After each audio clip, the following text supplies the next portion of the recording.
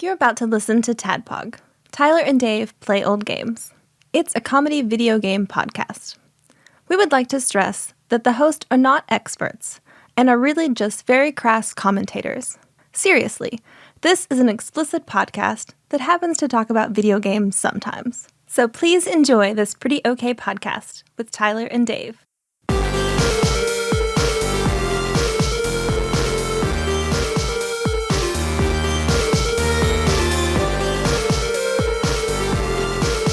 Hello, Internet. Hello.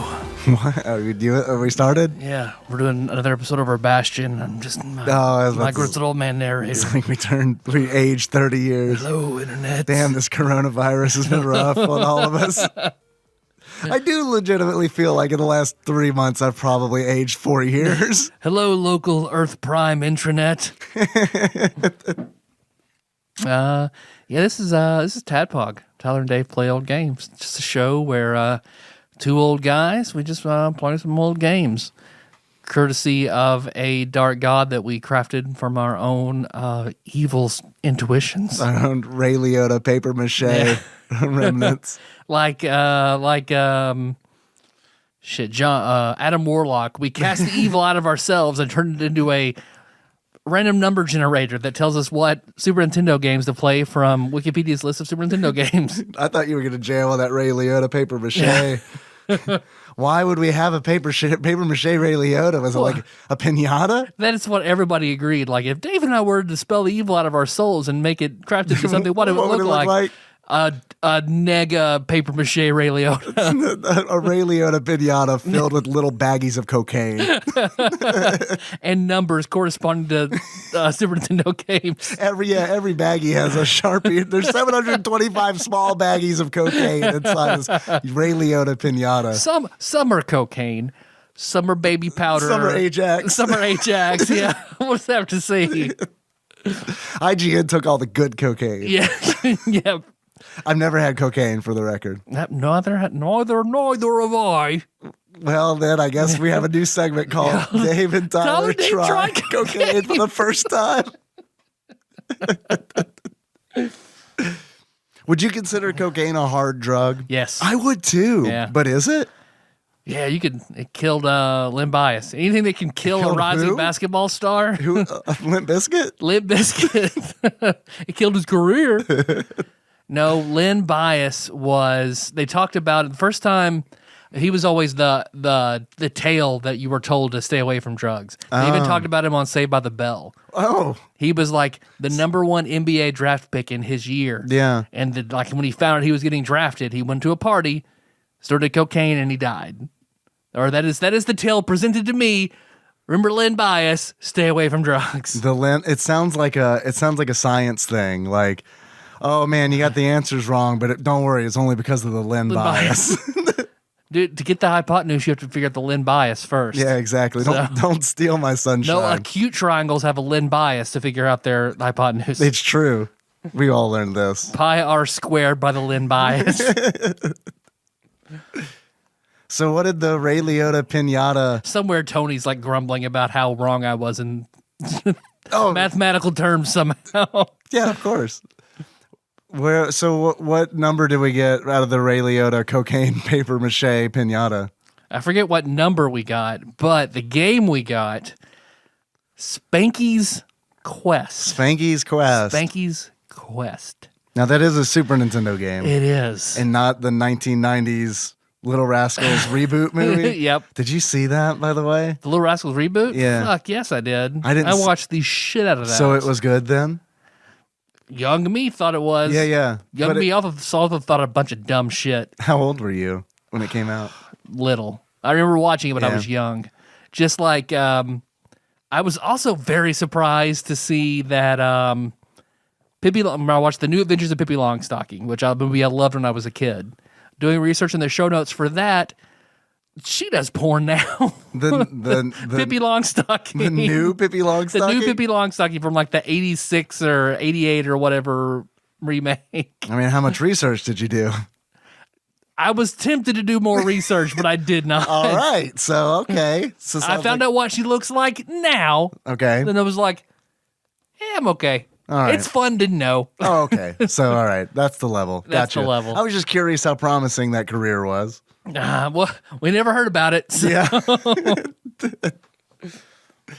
Does she do parodies? Like, is that the thing? Oh, God, I hope she did. That'd be like, all right, Melissa, we got to watch one porn together. Yeah. It's got to be the nude adventures of Pippi Longstocking. And also, that's the first half. The second half is just a Wendy's parody. Because those two characters are the same person. Yes. Just in a different dress. Well, before we talk about Spanky's Quest, we got some hot sauces to try. We got some hot sauces. Got 2 Dose hot sauces. All right. These are coming in from the G's. Gentle G and Lady G. Both gentle and dickhole. Yes.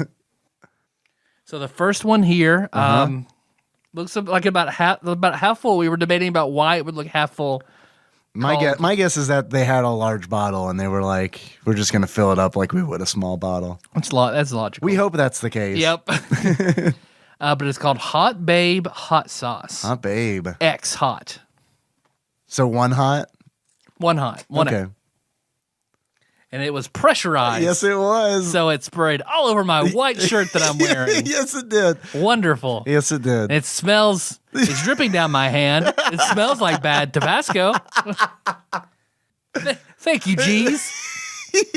Man, it really got... Oh, yeah. Seals broken and everything on this. Yeah. I don't feel good about trying this one anymore. You don't want to try that I don't think we should try pressurized hot sauce that we were told to refrigerate, and it's been in a box. Yeah. We sprayed all over me, smells bad, and the seal is broken. Yeah, and we didn't do that. You want to do the small bottle, though? Let's do the small bottle. All right, let's do the small bottle. The small bottle is Scorpion XXX All fermented right. pepper sauce. There we go. That's the good shit. It is a dry bottle. A triple X. Everything looks good. Is it pressurized? Don't shake it up, man. You're just going to make it explode more. Not pressurized. We're good. Is it carbonated? Is carbonated hot sauce a thing? Does anyone make that? Yeah, I don't know. Is it stinky? It smells like incredibly strong Tabasco. It is definitely a vinegar-based hot sauce. Gotcha. I like vinegar-based barbecue sauces. Yeah, I'm more of a dry rub mustard boy. That's good, too. There's your chip, good sir. Thank you. Yeah, it's got the color and consistency of a Tabasco as well. And you're right, it does smell like a Tabasco.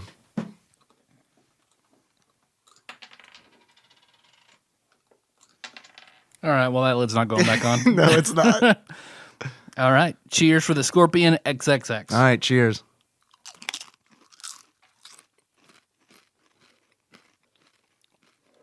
I like it.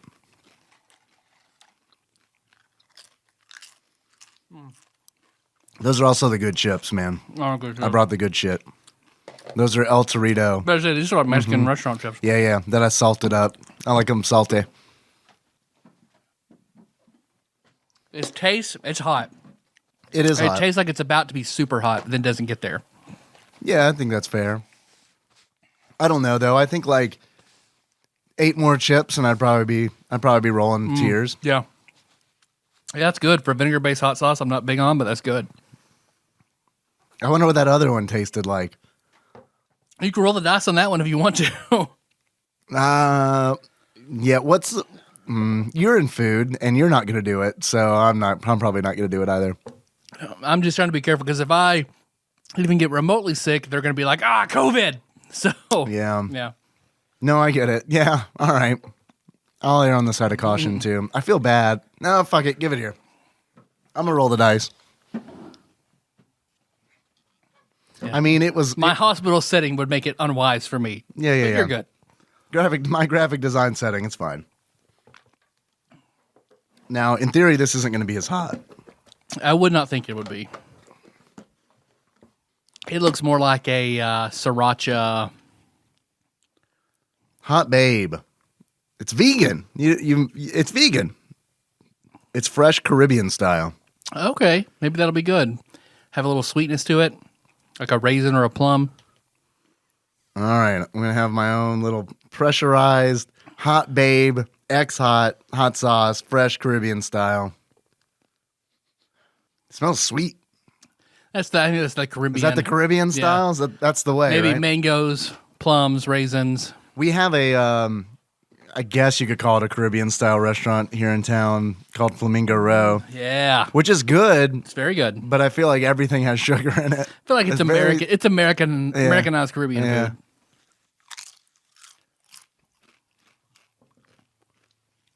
food. It's definitely gone rancid. I mean, I don't know what it's supposed to taste like, yeah, but it doesn't taste good. Yeah, it doesn't taste good. that makes me think something may have went wrong. Yeah, I think something went wrong in this one. Yeah. The bottle's sweating. Right. Bottle sweating. Maybe it wasn't half full. Yeah. Yeah, I don't know. I mean, half of it is turned into like a thing type monster and is roaming the garage. Yeah, a Ganymede rock lobster. I got the Wrap Snacks. I got Wrap Snacks Icon. Hell yeah. Super Nintendo, Sega Genesis, Notorious B.I.G., honey jalapeno potato chips that Dennis brought last time and we didn't get to try. Should reach in there, man, and get you some. These smell good. They do. I want to try those Wrap Snacks noodles that Dennis was talking about. Like ramen style shit. Yeah. They're all Wu-Tang though. I'm good with that. Brooklyn legend Christopher Wallace, a.k.a. Notorious B.I.G., is known as one of the most prolific MCs to ever touch the mic. His timeless music, filled with provocative and innovative storytelling, helped to shape, influence, and impact the culture of hip-hop globally. What's MC? Master Conductor? Yeah, I think it's Master Conductor. Yeah, or Mr. Cheese Guy. Oh, that's pretty good. Yeah. Master Conductor, Cheese Guy, toot toot. Toot toot, motherfuckers. All right, I'm going to try this thing. Toot toot, got my Glock, gotta shoot. All right. Dry tubs. Boss Up is this brand, I guess. All right. A lot more crispy than I expected. Yeah, it's a good chip. Shaped like a Dorito, has the texture of a Cheeto puff. A little fuzzy. That's pretty good though.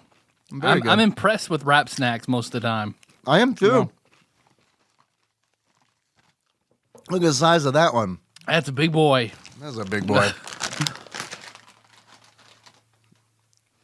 Blow my nose from the Scorpion XXX. That's right. I'm going to take a bite out of this giant middle of the potato chip. Yeah,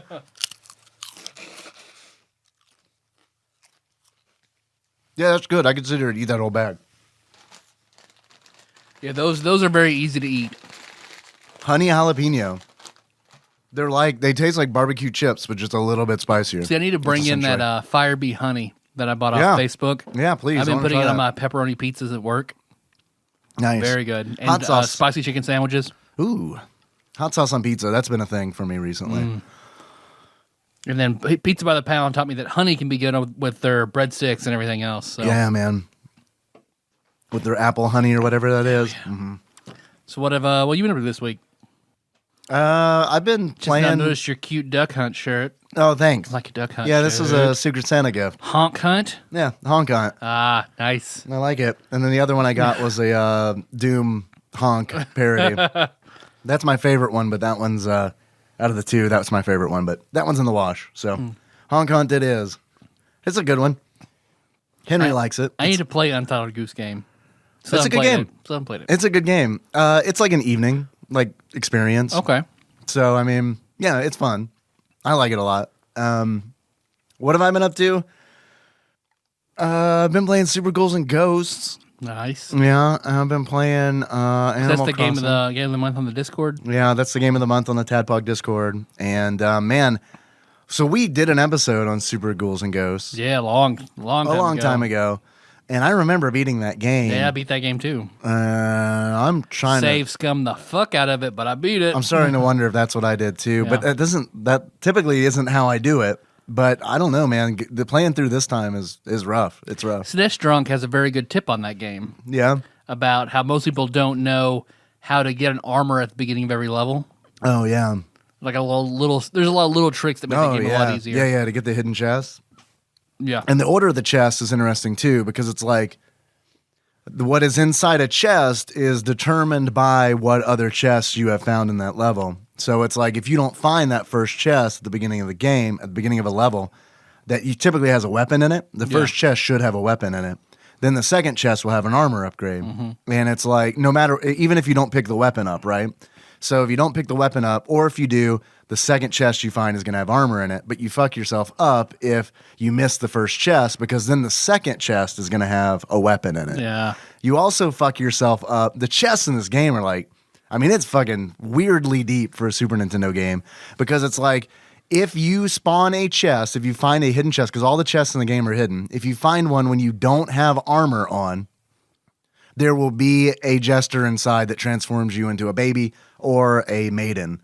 But if you find that same chest while you're wearing armor, it will spawn whatever is supposed to be in there, kind of deal. Oh, okay. And I think it's that first chest. It's that first chest that normally has like a weapon in it. It's weird how like deep they got with like the order of like things. Like I've seen diagrams on the internet of like a flow chart of like, this is what you're going to get out of the chest. So, yeah. I remember loving just like the different kinds of armor and their effects in that game.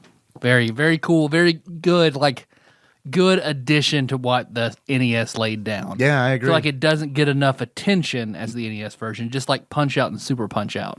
Yeah. No, Like they're both natural extension sequels that don't get as much attention as the original. yeah, because Punch Out's the king. Yep. I don't even think that like Ghosts and Goblins really even gets a lot of attention. Yeah. You know what I mean? But yeah, out of the two, Super Ghouls and Ghosts and Goblins, like yeah, Ghosts and Goblins totally does. Yeah. Because it has that reputation of being a super fucking hard NES game. Fucked you in the end, surprise, it's all a dream, do it again, like all the, And I mean, Super Ghouls and Ghosts does that too. You got to do 2 loops. It's the same. It's the same principle, but it's like, I know it's probably because I got a lot more time in Ghosts and Goblins, but I think Super Ghouls and Ghosts is a harder game. Ah, okay. Like one of the things about like, Is it more difficulty just in the gameplay and not the programming? Because yes, it's the programming. OG can be the programming can be as big of a challenge as Well, you can also exploit the programming. Oh, okay. Well, See, that's like fair. that's like those like red aramers that like fly around. yeah. You despawn them in Ghosts and Goblins on the NES because it's like the programming's wonky. Yeah. But like in the Super NES, it's like I've been able to like despawn one maybe. Yeah. While it's something I rely on heavily in the NES version. So speaking of exploits, I watched a very cool video over beating Atma weapon. Yeah, Final using Fantasy exploits in Final VI. Fantasy 7, not Atma, Ruby weapon in Final Fantasy 7. I meant Atma's rasp. There's your easy back door. Well, rasp. speaking of Atma weapon, I saw a Final Fantasy VI randomizer speed run over the weekend where I didn't even realize it was a randomizer until I saw Atma weapon in the Phantom Train's place. So they're all like running down the tracks, and instead of the train, there's just Atma weapon. Suplex the Atma weapon. Perfect. Right. So anyway, I'm sorry. But just all the cool effects that you can do to keep your whole party, be a very low level, and beat. Apparently, there's an item called like stunners that if you get a whole bunch of those, like Atma is nothing. You beat Atma at an incredibly low level Really? with these stunner items that you randomly steal from these little nobody enemies in a forest. Interesting. And like Hades, the Hades summon also will lock a bunch of Atma or Ruby's skills. Like I'll put a link to that video online. It was Okay. interesting how this guy, he has a whole series about breaking Final Fantasy VII fights. Cool. I feel like that's like a hobby in and of itself is breaking Final Fantasy games. Like that is a thing that people love to I do. heard 7 in you know? particular because the programming is not wonderful because it was so Is that- rushed. is that right? Yeah. Like Well- that basically they kept trying until they finally got just a random ass build that worked and said, all right, perfect, it's holding together. Ship it. I mean, you could kind of say the same thing about like Final Fantasy 1 and Final Fantasy, I mean, honestly, even Final Fantasy 6. With some of the big fuck ups in that game, yeah. 255 armor where that fucking drill on your head. You know what I mean? Like, I like how in the world of, if you leave a rat in the opera house and then go back in the world of ruin and fight another rat, it turns the whole town back into the world of balance. Right. Dude, I'm glad you mentioned Final Fantasy VI and all that because I'm over here like, oh, I didn't do much. I've just played Super Ghouls and Ghosts. I finally got a new battery for my PSP. Sweet. Because that thing, expanded and was like scary, and then everyone was like, throw that away. So I got a new battery for it, and I got a new charger for it, and I was like, oh fuck, man, this thing's going. I got all these things to give it to Henry, and then I was like, let me hack this. And so now it's mine again. Because man, yeah, it is. It's great for emulation, right? It's good to go, man. So it's gonna be my go-to handheld emulation machine until I get a second Switch and jailbreak the Switch, and that's like years down the road. I mean, I'm not fucking with that for a minute. Yeah. Until I'm 100% sure I do not want my Animal Crossing save anymore. You know what I mean? Yeah. Honestly, I think that is like Nintendo's thing. Because like, remember when it was announced that, that it was leaked, it was found out that the Nintendo Switches had a security flaw in the hardware, that it could be hacked, like, and it's like, well. And because it's a hardware, not software, it's like, yeah, it's there. Right. So I think Nintendo's plan was, all right, this is how we're going to do Animal Crossing. One island per console, and it's locked to the console. Mm-hmm. So if anyone wants to fuck with this shit, they're going to lose their Animal Crossing island. That was their damage control. Then you got rebels like Sean Muldowney just nuking his island. I know. Just because. I heard that on the Animal Talking podcast. Yeah. I don't know, man. I'll sit here and say I don't think I'd ever nuke the island, but I don't know. Maybe I would if I got bored with it. Yeah. Who knows? Yeah, because RTAJ was like, she put like 40 or 50 hours into it. And that is by far the most she's ever put into a game. Yeah. Ever. So she was like, oh my God. It's like, oh, sweetheart, this well runs so deep. You don't even know. You don't even know. But good job. Good job. Yeah. I showed Nikki my time played on Animal Crossing just the other night. And she was like, you did get your money's worth out of that game. It's like, yeah, I'm not even done. I don't even have all the flowers yet. I'm close to done, though, I think. Yeah, you think you are? Yeah.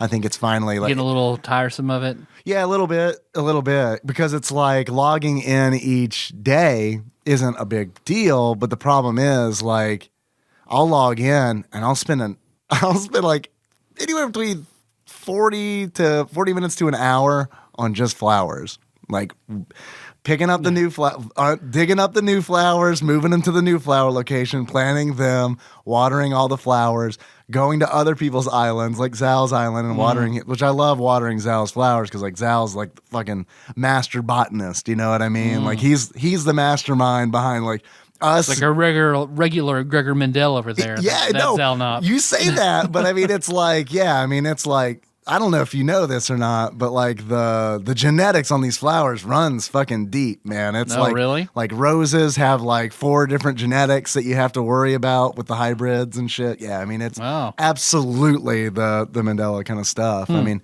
for sure.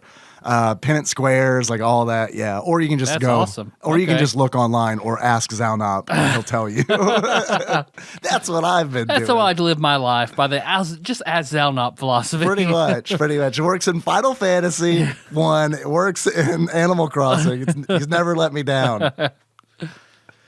So, yeah, that's kind of, but yeah, that's a long way of answering your question. Yeah, it does kind of feel like it is getting to a point where it's like, I'll do my daily routine, and in the middle of the routine, I'm like, fuck, man, just let's hurry this up. Let's get it done. You know what I mean? So I'm playing a lot of Borderlands 3. Yeah. So Grim bought me Borderlands 3. Nice. And it looked like shit on my PC. All of my PC hardware was running on like 8 years old. Yeah. So it's like, well, it's about time. Got that stimulus money. Let's upgrade. Yeah, Trump bucks. The Trump bucks upgrade. Yeah. The Trump bucks PC upgrade. So Grim, he said he loves building PCs, so he built me a PC, built me a list of things to buy, and then I sent it to Ryan, and Ryan made some suggestions on it. So from the two of them together, I built or ordered the parts for a PC tried to put it together, realized I didn't know what I was doing, had Ryan come back over, and Ryan finished building the PC for me. And then Ryan recorded a stinger on our last episode, the SNES Madden games. If you haven't listened to that, please do yourself a favor and at least listen to the very Just end. the stinger. Yeah. So unless you're Tyler and Ryan's mom, in which case don't do that. Or do it, it's fine. Yeah, because Ryan I was very surprised that he there was some sort of correspondence because Ryan brought his girlfriend over to meet my mom, and they were talking. They're both like big on Pinterest and recipes. They started following each other and texting each other recipes and stuff on from Pinterest. Okay, and eventually the conversation turned into ass eating. It took a weird turn into basically his girlfriend was telling a story to like her sister, who then told her mom about like staying the night with Ryan, who then got forwarded to my mom, who then also saw that something was going on. So like, but that's not a big deal. Mom knows they fucking. Mom knows they fucking. Well, she's I mean, Ryan's a man. Yeah, you know what I mean. Yeah. I think she knows what Tinder's for at this point. Yeah. But did she know that that's like how they met and everything? I think so. Oh, then she knows it. Because she's mentioned it before. Okay. I think my mom's good at plausible deniability. Does she? I mean, like whenever she found my stacks of pornography as a kid, she's like, no. Well, if she's doing these are somebody else's. Yeah. Well, if she did that when you were a kid, with watermark to RPC from our printer, these are somebody else's. Yeah, I have so many memories of like sneaking out in the middle of the night to throw away printed pornography that I printed on our home printer. I would, in the middle of the night, sneak out of the house, walk a block down to throw these away, these shame papers away in someone else's trash can. Isn't that fucking stupid? Yeah. Yep. Yeah, I know, right? I could have just buried it. It's not stupid that we did it, but it was so stupid that we were shamed for just like being boys in puberty. Like it was such like wanting to see these things that we are hardwired. Just being shamed so hard. That's what we had to do. Like I burned mine. I would burn. I remember you telling me that. Print out the burn the printouts in my sink at home when mom and dad were home. Yeah. Why does this and then not realizing like that's gotta smell like smoke in Why here? is there fire in here? I just was burning stuff. Don't burn stuff when we're not home. It was pornography. Okay, then definitely burn that. Definitely burn that. It was offerings to Jesus. There you go. Our pagan God, Jesus. Mother, I was praising the Christ with fire. I wrote my sins on paper and burned them. I don't know as why. if he were Vecna and I were telling him my secrets. I don't know why I felt that. It wasn't, I guess it was less shame and more I was just worried I was going to get in trouble. Yeah. You know what I mean? Yeah, absolutely. Because, man, that shame just burns off like after a couple weeks. You know what I mean? It's like when you get a scratch, like when you buy something new that you really like, whether it's like a guitar or a car or something that's brand new, and it's like you get a scratch in it, and that scratch bothers you for like 2 weeks, and then it's like, fuck it. And then you just start riding it hard. Artsy AJ was so into this one YouTuber, I could not tell you who, and begged, that's all the kids want for every birthday, holiday, anything, like YouTuber merch. It's all they want. Like what kind YouTuber of merch? Shirts, stuffed animals, posters. Stuffed animals. So this in particular was a stuffed animal from this one YouTuber. Okay. Like what kind of stuffed animal? Like it's a like bear? a cat. A cat, okay. A cat makes more sense. To be fair, it was a very cute white cat. Okay. So we ordered that for her birthday. And she got it, and she was so particular about it. She would only handle it by taking tissues first and only handle it with tissues. Was she worried about the value of it? I think the it's because it was white. She didn't want to get staining it dirty. with anything. Yeah, okay. I mean, that lasted like a month. Yeah. And then now it's, and then we fed that cat dirty spaghetti. in the corner. Yeah, it's all like every other. Yeah. Now I have just various nets hanging in rooms just full of fucking stuffed animals they don't give a shit about anymore. I had a stuffed animal net. For sure. Yeah. Dude, I was like just the softest boy. Like I remember the net that I had just full of stuffed animals. Meanwhile, cut to me tugging Henry in, and I'm like, "Oh, be careful. You're laying on Marie Cat. She's just a stuffed animal, Dad." It's like, what do you mean she's just a stuffed animal? You monster. What have I raised? Henry. Yeah. Yeah, he's very much a realist. That's why what I thought about you whenever I was watching that SNL commercial of Wells for Deep Contemplative Boys. Yes. No, I know that commercial because it resonates. Does your childhood just not make sense for their personality and they're just waiting for adulthood? There's a well for them to stare into longingly as time passes. Yep. Yeah, pretty much. Pretty much.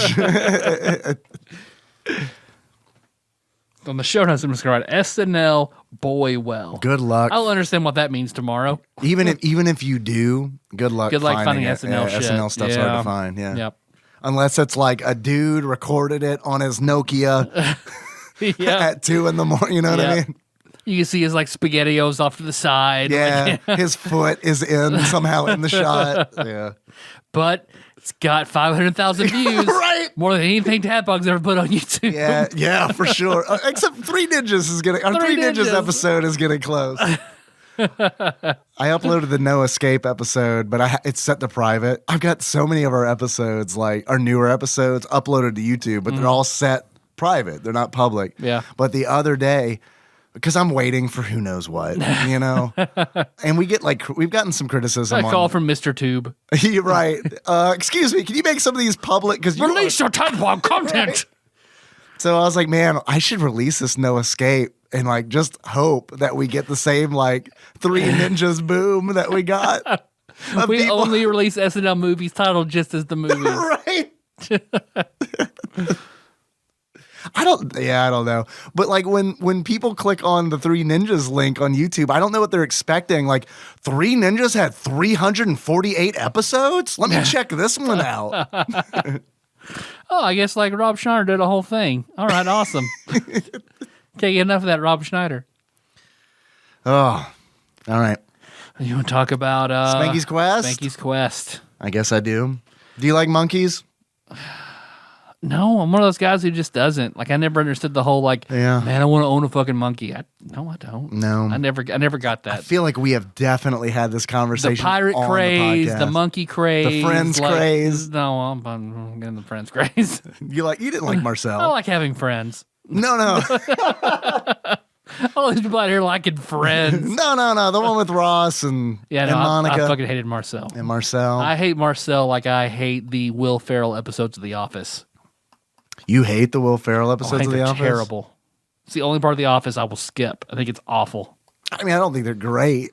Yeah, I do not like them at all. He doesn't. I just don't think he makes. I like Will Ferrell. Yeah. I like Will Ferrell a lot. I like Will Ferrell a lot when he is surrounded by particular people. Oh yeah, like Will Ferrell and John C. Reilly. Yeah. Fucking sign me up every fucking day. Yeah. Every day. Yeah, every day, because they like work so well together, But I don't know. Like Will Ferrell, I don't know. It depends on who he's with for me. Because sometimes he's a lot. You know what I mean? Yep. Sometimes he's just a lot. Like I generally don't like his interviews very much. I He don't know goes that I've off seen on any of weird his tangent, interviews. like when he's on Conan or stuff like that. Like I don't. It's always kind of weird. Like Yeah, I have to have a certain dosage of Will Ferrell, but I generally do like Will Ferrell very much. Yeah. Me too. Yeah. So how What do were we we get saying there? about Something about that? monkeys, probably. Monkeys. Did Will Ferrell own a monkey named Ray Liotta? Maybe from The Office. I don't know how we got there. Oh yeah, but from still. The Office. Yeah. Yeah, we got to The Office. I just from don't like his episodes very somewhere. much. Yeah. Was there ever a monkey on an episode of The Office? There was a bat. Yeah, I'm trying to think. I don't remember a monkey ever being on it. I don't think there was All a right, monkey. that's good. That's good. That's the sign of. Do you feel like that's the sign of a successful show? No monkey. No monkey. This is sort of a good show. I don't know about successful. All right, that's fair. I feel like shows that'll jump the shark and be like, yeah, monkey episode. Like I very much enjoy How I Met Your Mother. I very much enjoy that show. I very much enjoy How I Met My Mother as well. Yeah. Yeah. But the only episode that I think is a fucking terrible episode is their monkey episode. There's a monkey episode. There's a monkey episode about a monkey stealing Marshall's wallet from the zoo. Oh, I think I've seen that. It's so fucking bad. Yeah. So bad. It kind of had like hints of Kramer going to the zoo to taunt the gorillas. Yeah. A little yeah. bit. It kind of had a little bit of that, I felt like. I've been watching a YouTube show like that talks about the worst episode of a successful sitcom. I think that was Always Sunny. Sorry. But Kramer had a thing with the monkeys at the zoo too. Is this a trope? I think This is a trope. I think it is. Monkeys outsmarting humans somehow in a sitcom. Because it was Frank in Always Sunny who would go to the zoo to eat the bananas in front of the gorillas, right? Yeah, but also familiar. Kramer definitely went to the zoo and got into it with a monkey. Yeah. And now on How I Met Your Mother, he went to the zoo and got it. This is a trope. Yep. I'm gonna look it up. It's definitely got to be monkeys outsmarting humans for laughs. That's absolutely a trope. Do you think it ever appears in any anime or video games? Have you ever played Ape Escape? No, I haven't. I haven't either. I've heard so much about it, but I never have. Me too. So anyway, I'm sorry. I totally derailed that. You had a train of thought there. I Do don't you know. still have it? Spanky's Quest. Spanky's Quest. Spanky's Quest. Do you hear that, Dave? I do hear that. You know, I haven't done a Dave Reads from Wikipedia in like probably a month and a half. Really? Yeah. Oh, shit. But I can do one. I got one. It's that or a read from Flopsy. Let's do. I do hear that. Okay. It sounds like a train that's composed entirely of monkeys. Have It's monkeys just made. outsmarting humans. No. This time the humans outsmarted the monkeys. Shit. And man, the interest payment on that was very high because this train is just made out of. It's like a monkey golem train. Yeah, it's just like parts of monkeys cobbled together pretty good. grotesquely to make a locomotive. Like the Doom Train summon from Final Fantasy VIII, only entirely made of monkeys. Yeah, absolutely. That's pretty much what it is. Or if you were to imagine, instead of the Phantom Train or the Atmo weapon, on the Phantom Train track, in fact, it is just a bunch of dead monkeys. Okay. That's pretty much, right. That's the level that I'm on. Okay, guys, Spanky's Quest, or as it's known in Japan, Hansai Saru Jiru-kun no Daiboken, which the literal translation of that, would you like to take a guess? Yeah, and I was about to say, even in that's a better title than Spanky's Quest. Yes, very, very much. The literal translation of Hansai Saru Jiru-kun no Daiboken is Monkey Reflections, The Adventures of Mr. Jiro. Okay, that's better. That's better than a monkey called Spanky. Because I guarantee you, if my parents had seen that, they'd be like, "No, rent something else." What do you think is the origin of the idiom "spank the monkey"? I don't know. No one does. I tried to look it up today, and it's like everyone has theories. My favorite one was reading an answer, like it was on like, what's that site, like Quora or something? Like, yeah. The question, it was like obviously like a non-American was asking the question, and then the answer was, Americans call their genitals monkeys. And I was like, for a moment I was like, does everyone else in this country call their genitals monkeys but me? Yep. And then another guy was like, This is true. Would you like to see my silverback? right? Another guy was like, it goes back to like organ grinders and they're monkeys. And it's like, that doesn't make sense That to doesn't me make any either. sense. So I don't know. I tried to find it and I have no Organ idea. grinders would spank their monkeys for being bad, and they'd ejaculate all over the crowds. Right. Tip me. That explains why they give out goggles before every show. I Yeah, guess. yeah. Every monkey grinder has you. It's like when you go to SeaWorld, the first 3 rows, you're gonna get splashed. You're gonna get monkey jismed. Yeah. That's what they told me when I went to visit. It was very disconcerting. SeaWorld even. Yeah, it's very weird. Yeah, it was bizarre. Where are the monkeys? Oh, no, where we milk them properly. Yeah, we milked them properly, they say, as they pump a super soaker. Well, whales keep better when they're submerged in monkey jism. That's science. That's just science. Look it up.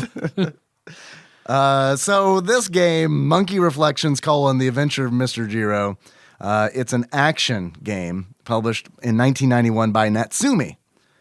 And that came out on the Super Nintendo Entertainment System, which is the version that we're going to talk about. It also came out on the Game Boy. Yeah, publishers of Luffy, I believe. Publishers of Lufia 2, Rise of the Sinistrals, and developer of a few games as well. They have a really interesting history as a company. Yeah? Yeah. They were originally a company that was based in Japan. I think they were founded in like the mid to late 80s. And then they had a U.S. division. The Miladies, I'd like to say. The Miladies, yeah, Miladies. It was a fedora era. They had a U.S. division, which published games in the U.S., right? And then the U.S. division was like, yo, we want to be our own company. And then they became their own company. So there were two Natsumes. There was a Natsume Limited Company, which was the Japanese company, and then a completely separate company called Natsumi. I don't think it was LLC, but it was Natsumi something else. Natsume Super American. Super American Fun Time. And then the American company, they went on to publish like Harvest Moon for the Super Nintendo. Before they split, they made Pocky and Rocky and Pocky and Rocky 2. Nice. Two Okay. very expensive games for the Super Nintendo, which I have had in my cart on different sites at different times and just haven't been able to be like, yeah, I think I just want to blow $90. I'll pay my internet this month, I guess. Yeah, right. Maybe I'll do it in between months where I have cell phone service. Choose one or the other. So anyway, Spanky's Quest. Wikipedia says they call it an action game. To me, this is a puzzle platformer. It's a puzzle platformer, To me, 110%. It's cut and clear, a puzzle platformer. False prophet Wikipedia. To be fair, the Wikipedia entry is also very short. So it's kind of one of those where it's like, I don't know how much effort has gone into Spanky's Quest, which I think is a shame, honestly, because I thought this game was good. I did too. I thought this was a good game. I really did. And it might be tempered from. I figured that when I played this, I was like, Dave will like this game. Yeah. Dave will really like this game. It's slow, but Dave will like this game. It is a slow game. It has a lot of elements in it that appear in other games that I really like. It reminded me of, and it's not as good as these games that I'm going to mention. So I want to throw that out there. But if you like these games as well that I'm about to mention, you might want to check out Spanky's Quest.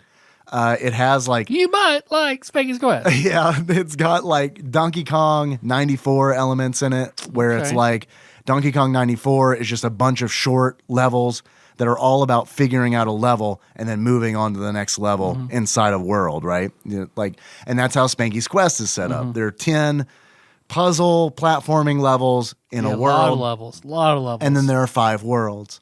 It has elements of like Super Mario Land 3, Wario Land, and that at the end of every world, there is a boss, and the boss is giant. A giant fruit. Yeah. Yeah.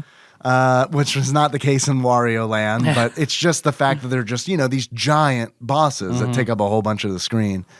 And then I feel like it absolutely had elements of Bubble Bobble in it. And that's apparent by pretty much how you interact with the world as Spanky. Which is strange. It took me a while to kind of get used to that. So, describe that. Like, what's the main mechanic of the game? So Spanky will throw up like a bubble, and depending on how many times you bounce the bubble off his head, it will grow larger and have different summoning effects. Right, and it'll change color, too. Yeah. And the summoning effects, basically, one bump or no bumps or whatever, it will turn into a baseball and strike the enemies with a baseball. Two bumps, and it's soccer balls that like cascade down in a line. Sure. Like 3, when you win at solitaire. Yeah, exactly. But just one. 3 is volleyballs that sort of move around in a circle. Yeah. And then expand out. Yeah. Like an Then explosion almost. Right. Yeah. And then you have a big horizontal cascade of basketballs For the last after one. that. Big orange one. I love that. It's like mortar fire. Yeah. But basketballs. Exactly. It is like firing a mortar in worms, like the way that you spread. Yeah. But with basketballs. But with basketballs, Lots as God intended. Lots of sports Like balls. that thing that Shaq Fu was missing, Spanky's Quest has. Has it? Yeah. Spanky for Smash. Spanky. Spanky for Shaq Fu. Shaq Fu 3. We need the Shaq Fu ROM hack real bad with Spanky in it.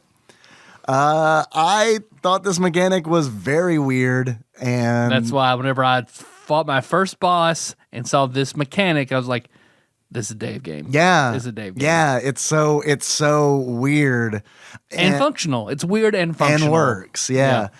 It also kind of in that weirdness and in its character design, because I love the character design in this game. Very cutesy animals. Very and fruits that you're cutesy. fighting. Fruits are bad and sports are good. So That's the moral of Yep. this. And witches are also bad. They're overarching bad.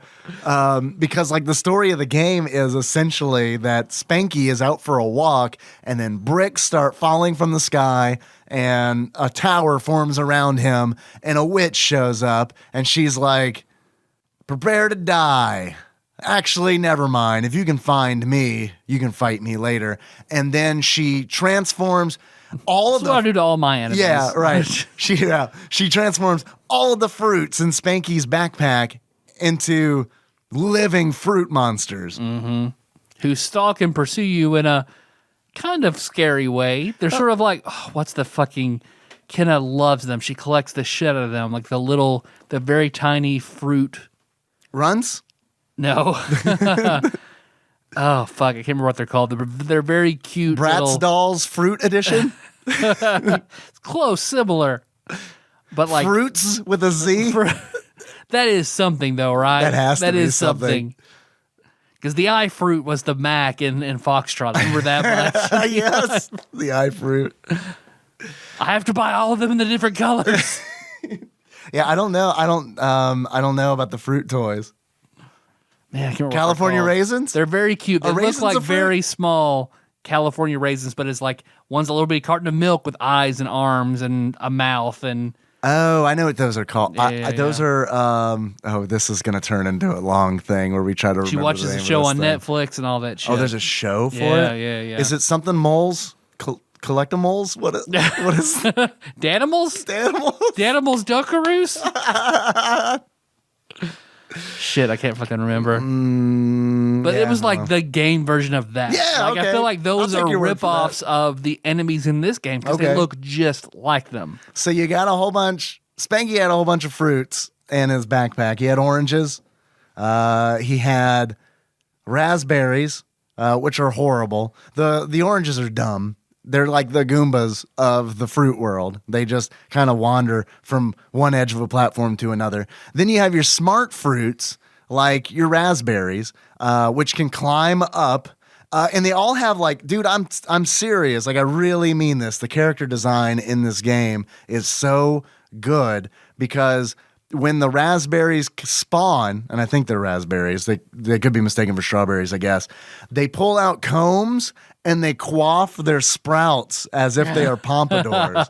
So it even had this kind of like River City Ransom kind of like very like cutesy Japanese, very cutesy 1980s Japanese animation. You know, it kind of had that kind of feel I can see to that it, very much. which I really, really like. I didn't know until I played this game that chestnuts are fruits Yeah, that's new. because chestnuts are an enemy. They have a protective hairy shell that you have to bust through with a sports ball before you can get to the meaty nut center and kill it.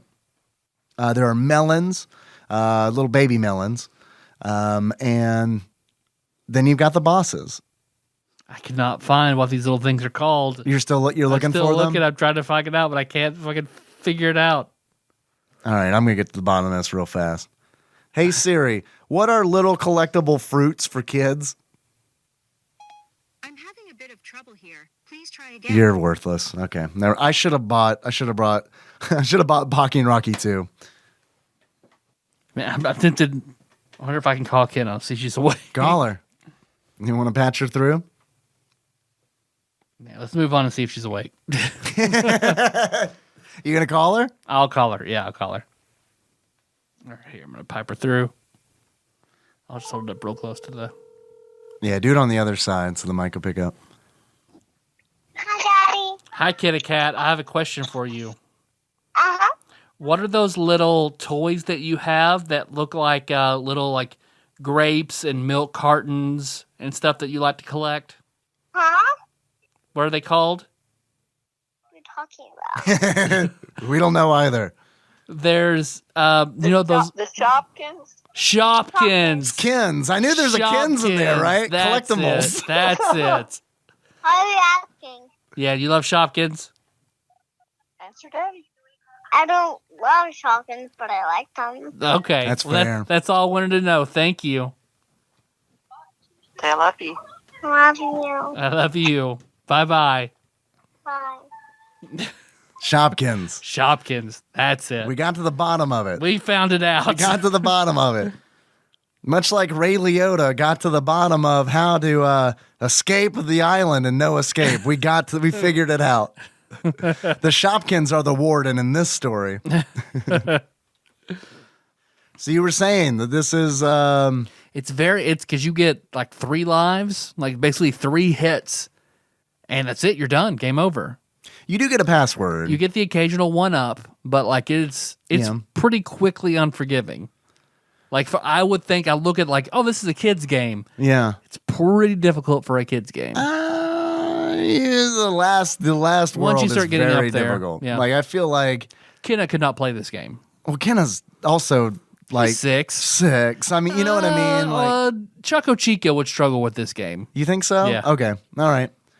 Well, do you think that's why do you think that? Like, is it because video games aren't like they aren't designed the way that they were designed like when we were kids? Yeah, I feel like it looks the art style, at least in America, I would feel like would lend itself to like, oh, this is a kid's game. Yes, totally. Maybe that's why it's called Spanky's Quest, so it would make you think, maybe this isn't a kid's game. Yeah, I'm pretty sure. Yeah, and it was some exec was like, the name of that Spanky's Quest. No, give it like a porno-y title. Yeah.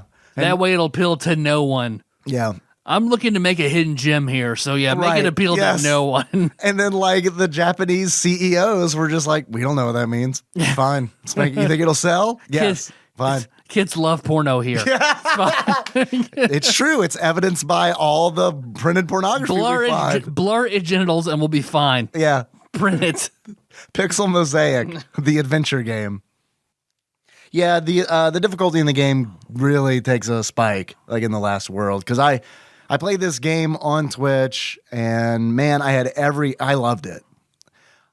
I loved it. I think it's fair to say that I really, really enjoyed it. But then, like, I got to the last world, and then the difficulty spike.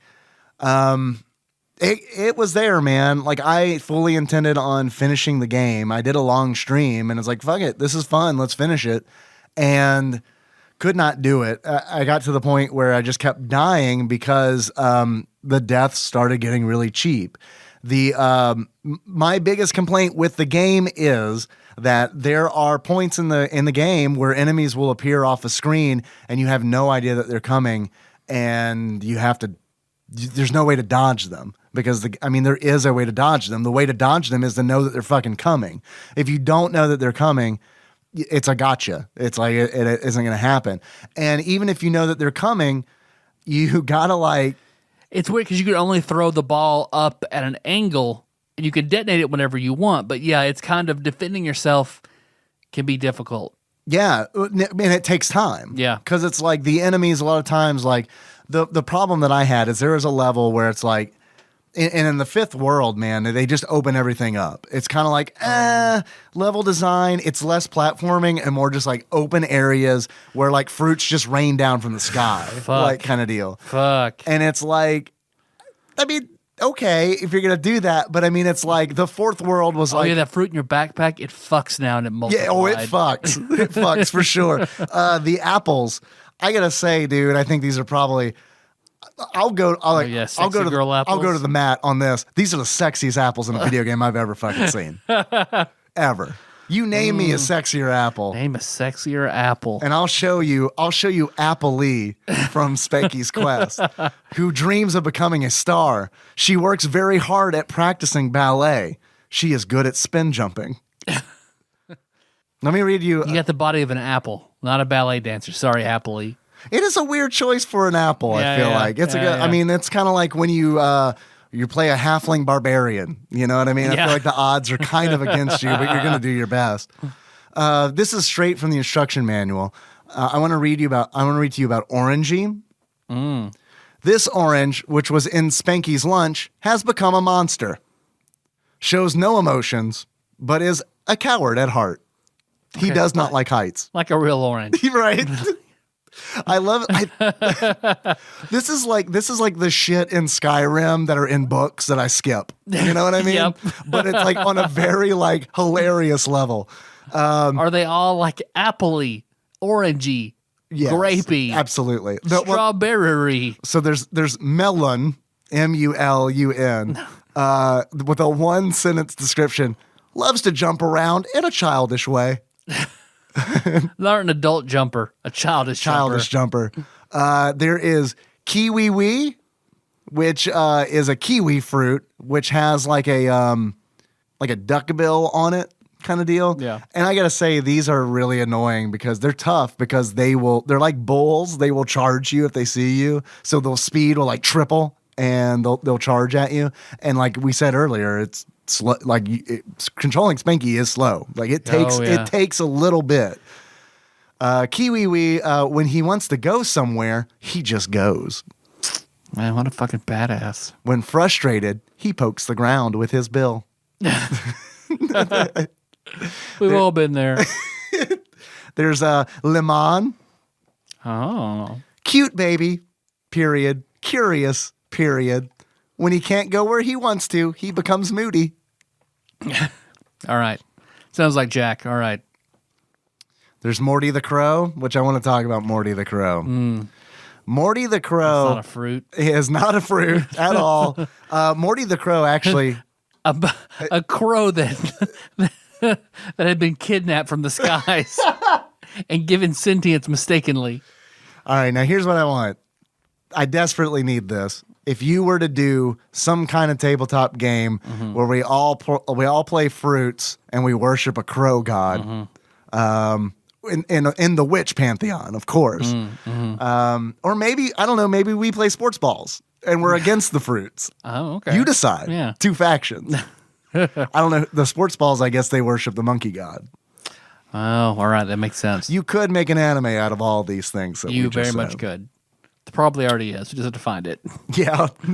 The crow is essentially another like bubble bobble kind of thing where it's like there's no visible timer in the game, but if you take too long there's an invisible timer, and when it ticks down to 0, fucking Morty the Crow shows up. And gets mistakenly shot in the chest and killed. Morty the Crow shows up and Spanky's like, it was supposed to be a prop gun. Morty's invincible. You can't kill Morty.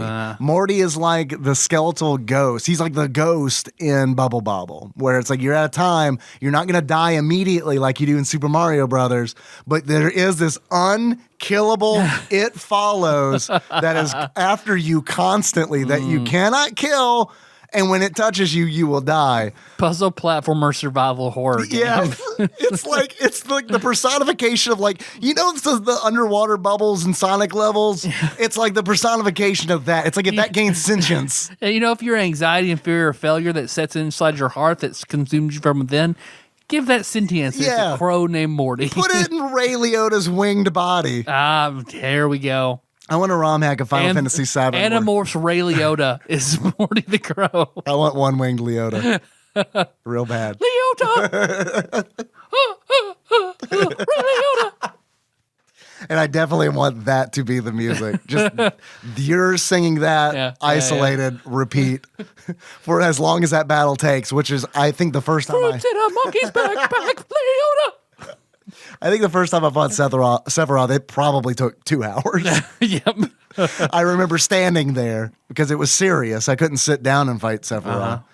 That's how I know I'm running a good D&D game whenever you stand up. Yeah, I don't like to stand anymore though. Oh, okay. Yeah, I like to sit. Well, we're mic'd now, so you can't stand up and walk around. Yeah. No, I mean, no, I can't do that. Plus, it's like we haven't played anything tactical in a really long time. It's true. And that's why I like to stand up, so get a good view of the battlefield, you know. But we don't do that. And that's fine, you know. Actually, I feel like we got our fill of like tactical The super crunchy tactical role playing. Yeah. Yeah. And I feel like a lot of games are like D&D. Getting away from kind of that. getting away from that, yeah. Yeah. And you know, it's not really a thing in Call of Cthulhu either because you're like expected to die. So. Yeah. So yeah, Morty the Crow, he's a real bastard.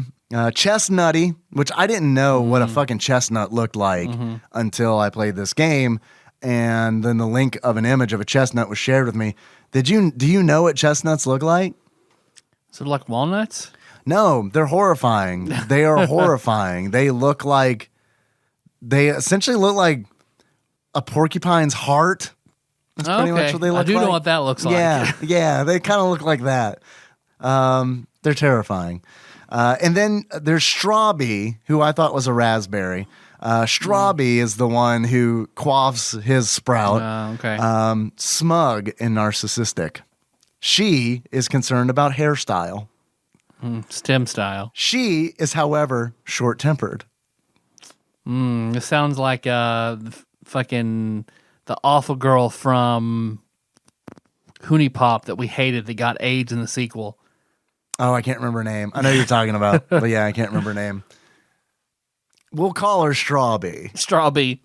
I wonder what cup size you What rocking. cup size you rocking, Strawbee? Probably B's. Bees. Yeah. I'm pretty sure she was a bee. Yeah.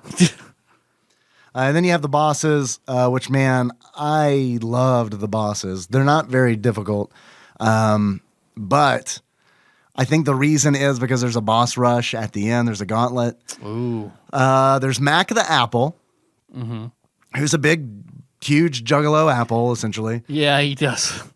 Black apple with mascara and eyeliner and shit on. He is sly. He tries to trap Spanky. And then probably honestly the best sprite in the game is Sluggo the pineapple. I don't know if you saw looks Sluggo. like a badass rocker pineapple. Yeah. Like a punk rock, yeah. Pineapple. I got to the boss stage 3 and then I quit. He's wearing the anime triangle shades. I think you know the ones I'm talking about. Yeah. Mouser wears them in Super Mario Brothers too. Like, I mean, I'm pretty sure I haven't seen all of Pokemon, but I'm pretty sure at one point I've seen a Squirtle wearing these triangle shades before. Hey, it's got hot sauce in my eye. All right. Hey, you found the hot sauce. Wonderful. You want to do a little quick eye cleanse and come No, back? My tears will get it out. I like Sluggo the pineapple. Then there's Fatso the watermelon. Yep. Cartoonish white gloves and arms and glasses. Wearing the glasses that I've only seen in like early to late 80s anime, which are the round spectacles that are, instead of having like frames, they just have like what looks like elastic string that like goes behind the ears. I don't know what that is. Surgical mask glasses. Yes, exactly. There's Pippi Peach. She essentially works like, do you remember the bloopers in Super Mario Brothers 3 that had like a trail of little tiny bloopers underneath it? Yeah. Pretty much how she works. Okay. Instead of little bloopers or little peaches. And then there is Vito Mascatone. Is that a kind of grape? A mascatone? Oh, Mascatone? yeah. I didn't get to beat him. I didn't even fight him because he's the boss of Area 5. He is the father of many children. He's Abraham. So there you go. And then there's Morticia, the witch, and then Morty Crow. They just go ahead and spoil the game. When Morticia is defeated, her real self appears. So she's Morty the Crow. Okay. It's kind of like in Chrono Trigger, where you got that bat that's following you in Magus's castle. Yeah. And it turns out to be Flea? Flea. Yeah, it's Flea, isn't it? Yeah. I love Flea. I love Flea as a do too. Chrono Trigger character. So speaking of that PSP that was recently hacked, I'm gonna play Chrono Cross finally. Oh, Yeah, very I'm good. gonna play Chrono Cross Very on the PSP. good. Yeah. Now you're at the age where we can appreciate it. Where a Chrono Trigger fan can appreciate Chrono Cross. Yeah, 38 for me. I have a wrapped fresh copy somewhere. I think it's over at Ryan's house. Is it I bought a new copy like nice 10 years ago when it was super cheap. I was about to say it was probably cheap as hell. yeah. It's still I still don't think it's very expensive Yeah. now. Yeah, a sealed one probably is. So I mean, it's a sealed copy. Yeah, Is it a greatest hits or is it a black label? I don't remember. I think it's a black label. Dude, I remember seeing Chrono Cross greatest hits like in one of those like bins at Walmart. Like I remember seeing one of those like I don't know when we were living in Murray, so when we were in college. And it was probably like Oh my heart! like it was probably like $4 fucking. You know what I mean? It was in one of those bins Yep. where it's like, we don't steal them if you want. So we don't give a care. shit. It's like an AOL CD. Who gives a shit? This is not in our inventory. If it's in this bin, it is not in our inventory. We're just tired of moving around the store. Oh shit!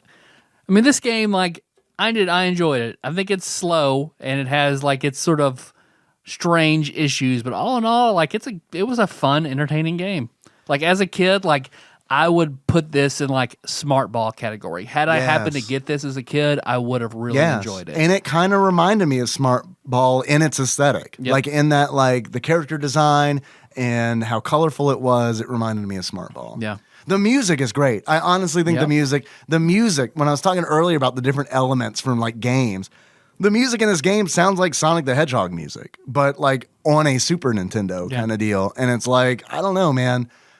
It's fantastic. I think that, I don't know, this game, people will probably disagree with me, but I think this game definitely belongs on IGN's top 100 I agree with you.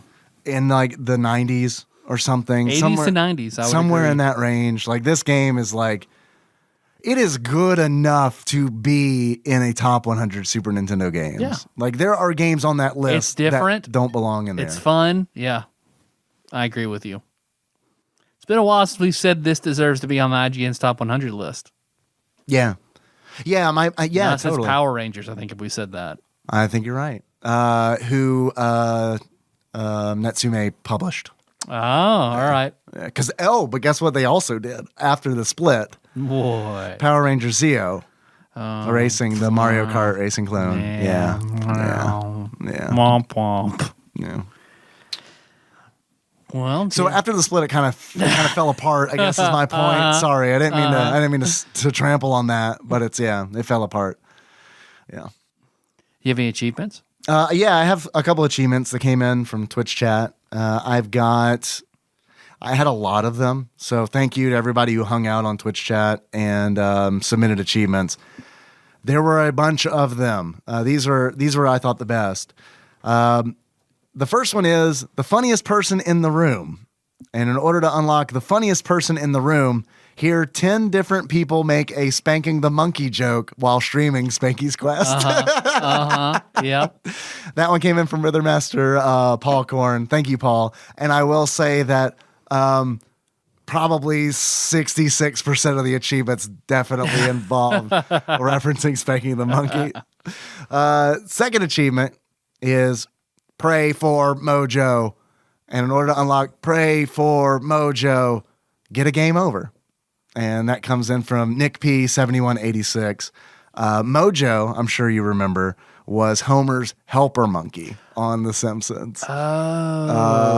Who Homer trained to like steal donuts from the Quickie Mart and essentially fucked that monkey up real bad. And then he dropped him off at the what do you call them? The helper animal office. Yeah. And that was the last I think that we heard of Mojo was Pray for Mojo. Mojo Jojo? Remember Mojo Jojo? I love Mojo Jojo. Powerpuff Girls? Hell yeah. Powerpuff Girls is a pretty good show. Fuck yeah, it is. Fucking love Powerpuff Girls. They restarted that, didn't they? Like, did. Is it still on? Yeah. I believe so. I remember Kenna watched it. Yeah, It was good. I haven't seen any of the new stuff, but like the late '90s stuff, like I remember like / early 2000s. Like I felt like that was some good shit.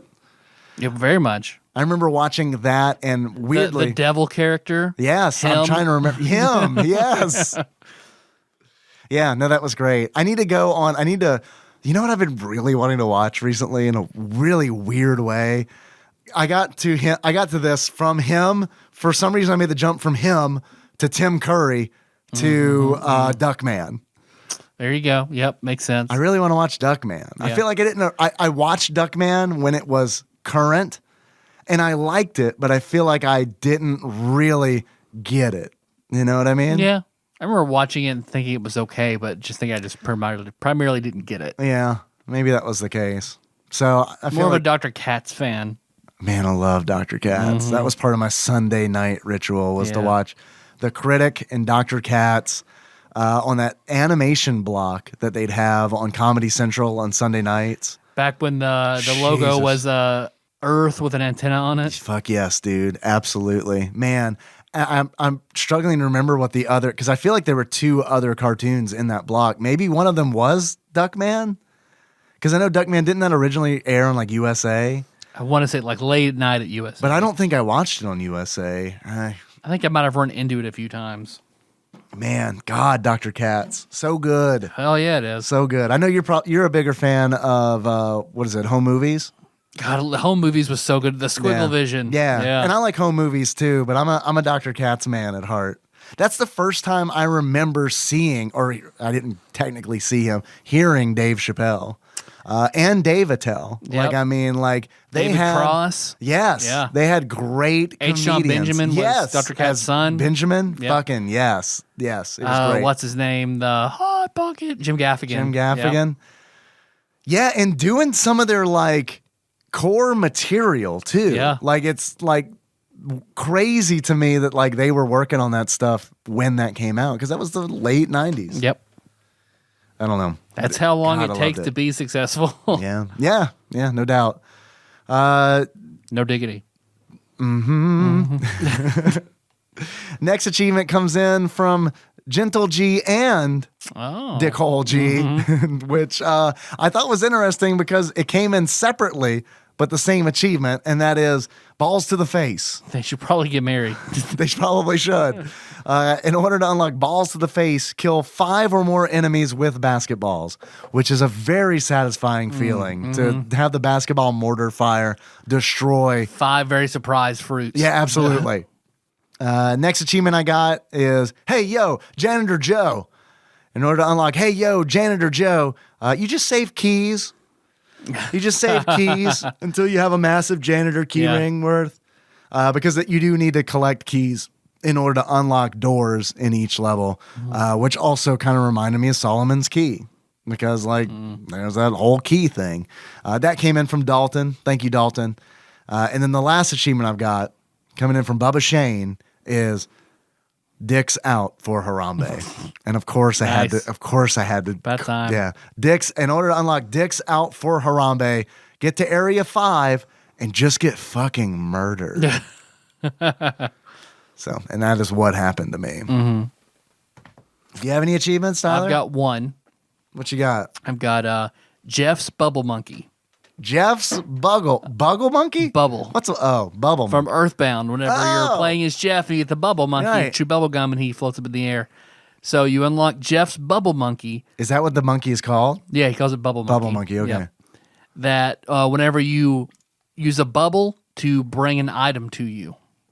Okay. Because in order to get keys behind barriers and stuff, you have to float a bubble over there, and then it brings the item to you. I like it. Yeah. Got any other achievements? Nope. Got any more questions? I do. You know I do. Yeah. I want to know how much this game is. On average, what do you think you'd pay for this game? Spanky's Quest, loose. I bet this is a semi-rare one. Not super rare, not incredibly expensive, but I bet a solid $20. According to The Ultimate Nintendo Guide to the SNES Library, 1991 through 1908, by Pat Contry, courtesy of Master Mold Mike, this game is uncommon. Okay. It's an uncommon game, so I think you're in the right range. Tyler, actual retail value of Spanky's Quest, loose, on average, according to PriceCharting.com at the time of this recording, is $15.26. Okay. All right. Do you think it is worth it? For a collector / like it'd be fun to play every now and then. Yeah. Okay. 15.26. That's all right. I almost bought it today. Yeah. I almost bought it today. I wouldn't have blamed you. Because I'm collecting them, right? And it's like I liked it, so might as well buy it. But I didn't buy it because I did buy Super Ghouls and Ghosts this month. So it's like I gotta temper that a little bit. I do think that this game suffers from a replayability issue. I don't know how much replayability there is in it. And it is definitely one of those games. I feel like if I sat down and played one more session of it, that I could finish it. Oh, yeah. And after that, it's like, yeah, I guess you just visit it to play it over again. Which is a lot of games are like that. Yeah. When this came out in 1991 in, Japan, a lot of games were totally like that. Yeah. I feel like of its era, this is a very outstanding. I think this is an outstanding game for 1991. Yeah, I agree with that. The Game Boy version, I haven't played, but I really want to. Instead of collecting keys on the Game Boy version, you have to kill all the enemies on the screen, that is very Bubble Bobble, because that's how you would progress in Bubble Bobbles, kill all the enemies on the screen. Like the reference, like the influence of Bubble Bobble in this game is like imprinted pretty much everywhere. And I loved Bubble Bobble. I think it's a great game. Tyler. Yes, Dave. If you were to give this game a beard that sums up how you feel about it, what kind of beard would it be? I would give it the hairy monkey beard of one. Fuck yeah. Dunstan. Oh! Dunstan checks in. Did he ever check out? Some say no. Dunstan's check in. They don't check out. Jason Alexander laid him to rest there with his bare hands. If Jason Alexander were to kill an orangutan, because that's what Duncan was, right? An orangutan? I don't know. Or was he a chimpanzee? I think he was a chimpanzee. In my mind, I see him as an orangutan, but he probably was a chimpanzee. A little more mobile as a chimpanzee. Hey, Siri, was Dunstan a chimpanzee? She didn't hear me, worthless robot. If Jason Alexander were to murder a chimpanzee, how do you think he would do it? With his bare hands? I imagine he would lay out a trapped banana. A trapped poison banana. Like a wedding invitation envelope. And then hire someone to go find the dead monkey carcass somewhere in the hotel. Dunstan was just really hard to work with. So, I'm pretty sure a child didn't pick up that banana. Probably that monkey. 5 kids later, we got Dunstan finally. Worth it. Tyler, I like that beard quite a bit. Thank you. I've never seen a Dunstan movie. There's several, aren't there? There's at least. I just remember watching Dunstan Checks In, but I bet there are a whole menagerie of direct to home versions. Dunstan Checks In. Mm-hmm. I feel like we did a deep dive on Wild Hogs. We might as well do a deep dive on Dunstan Checks In. It's a 1996 Canadian-American family comedy film starring our Lord and Savior Eric, Graham Sack, Jason Alexander, Faye Dunaway, Paul Rubens, Rupert Everett, Glenn Shaddix, and Sam the Orangutan. Oh, okay. All right, look at that. You're right. Story by John Hopkins. The famous doctor. Yes. The hospital. Let's see. We're going to branch out of healthcare and into the movie making. The monkey movies. You know what's really hot right now? Monkey movies. We need something to finance a cancer cure. Let's make a monkey movie. I want you to guess the Rotten Tomatoes score of Dunstan Checks In. 57. Tyler, the Rotten Tomatoes score for Dunstan Checks In is 12%. Wow. It is 12%. I thought there'd be some childhood nostalgia for that. The heartless, soulless. Man. Yeah. I never saw it, but it sounds like I need to check it out for sure. Dunstan Checks... Milk Money, Blank Check, and Dunstan Checks In. Dude, I never saw Blank Check, but I feel like I get it. You know what I mean? I just sort of feel... I absorb Blank Check from osmosis. I'm good. Right. Unfortunately, I don't have a Walmart score review of Dunstan Checks In, but Metacritic, 54%. You can watch it on YouTube starting from $3.99. Or if you have HBO Family, you can just watch it. Part of your subscription. Oh, there we go. It's fine. Okay. If you have the Jason Alexander channel. Yes, of course you do. Jason Alexander channel. People also search for Ed with Matt LeBlanc, which appears to be, I've never heard of it. Neither have I. The cover of it is Matt LeBlanc in a baseball uniform on a baseball diamond, high-fiving a chimpanzee who is jumping up over the title Ed. They misspelled Joey. So, We found Marcel. He's playing for the Red Sox. He's grown up. I don't think those monkeys grow to chimpanzees. He's in the witness protection. He's not Marcel anymore. He's Ed. We've transplanted his monkey brain into a different monkey.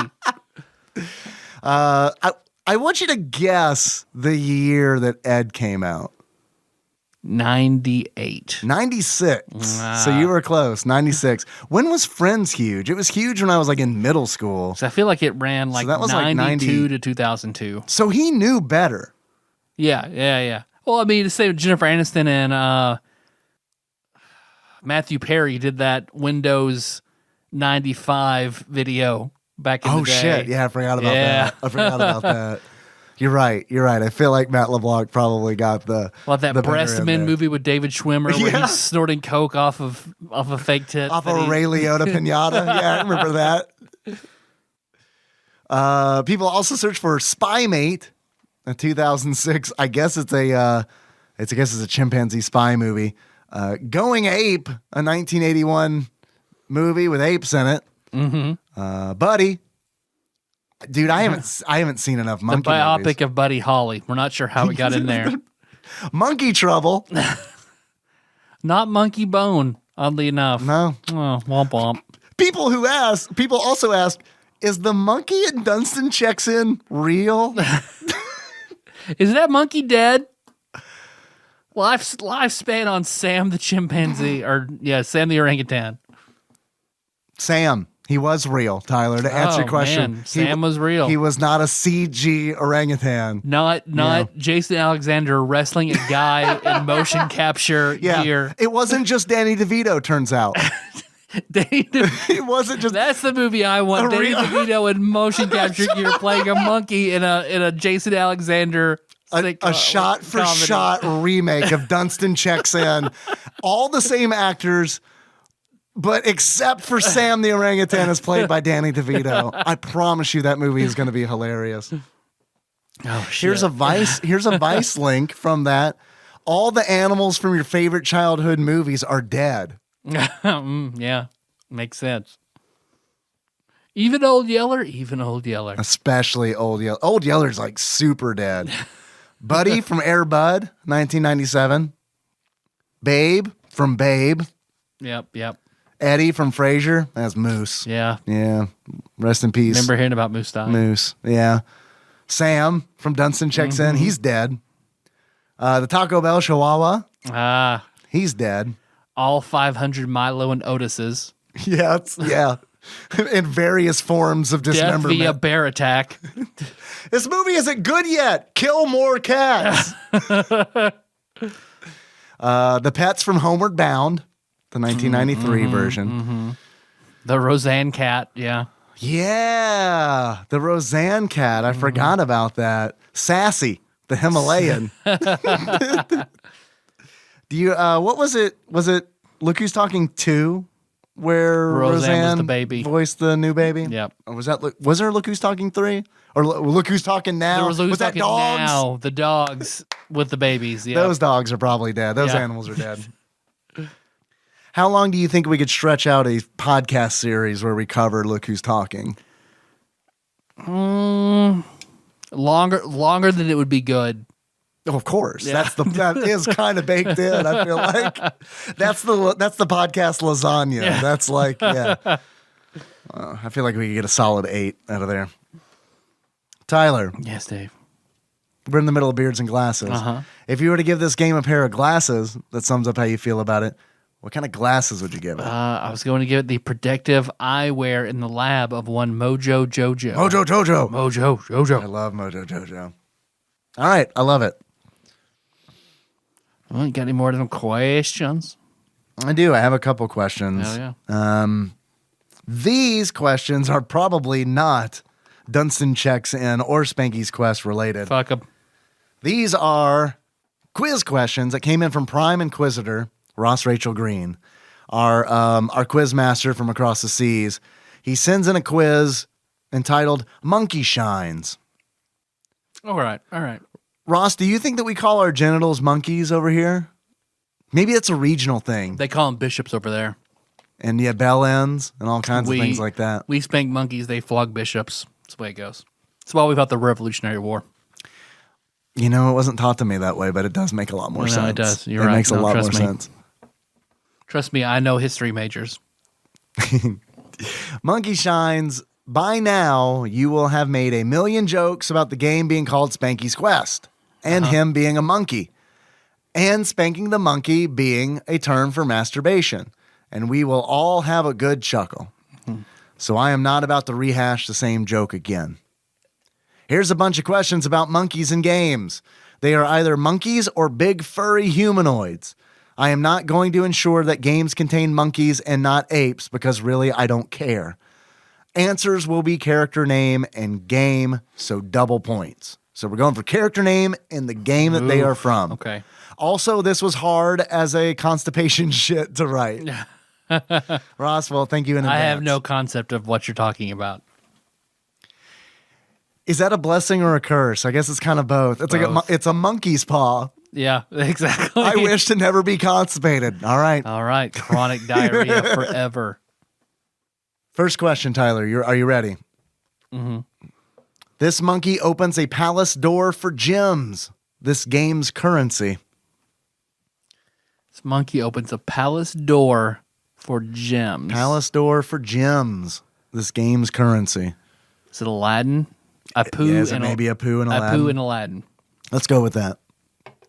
Locking it in. It is Kiki from A Link to the Past. Okay, first of all, gems are not the currency in A Link to the Past. Yeah, they're rubies. They're rubies. So we're not wrong, is what we're saying. No, we're throwing that one out. Gems threw us off. All right, next question. I mean, to be honest, I would not have been able to get that. I would have said this monkey leads you to India's currency. In this game, when the main character gets hit, he turns into a monkey. And when he gets hit again, he loses a life. When he gets hit, he turns into a monkey. And when he gets hit again, he loses a life. Shit, I have no fucking clue. Wow. Gets turned into a monkey. Probably Aladdin. You remember in Aladdin when he gets hit, you take over as Apu? Donkey Kong. So if you get hit, you turn into Diddy Kong because he's next up. Donkey Kong Country? Donkey Kong Country. Sounds good to me. Donkey Kong Country, locking it in. It is 1992's Congo in Congo's Caper, a game that I have not played. Yeah, neither but have I. we will get there because I do believe that is a Super Nintendo It is, but I think it's an unreleased game. Yeah. All right, next question. This character, for some reason, wears a white wife beater while driving. That's Donkey Kong Jr. from Super Mario Kart. Can't show his monkey nipples. 1993. I don't know what year it was. 93 sounds pretty good. That's like not being able to show Barbara Eden's belly button. Yep. Can't show Donkey Kong Jr.'s nipples. Locking it in. It is 1992's Super Mario Kart Donkey Kong Jr. Good job. Next question. Or as he's known in Natsume, it's a putty. David Putty. David Putty. Next question. This monkey head causes trouble for your squad of anthropomorphized fighters. That is Andros from Star Fox. Good job. The year on that is probably 1993. I don't know. 93, man. 94. It is 1993, Andros, Star Fox / Star Wing. Very good. Next question. Yeah, if it's a game I like, I can probably get it. This monkey is a streets rat's faithful companion. It's Apu and Apu and Aladdin. But wait, is it the SNES version or the Genesis version? Ooh, I don't know.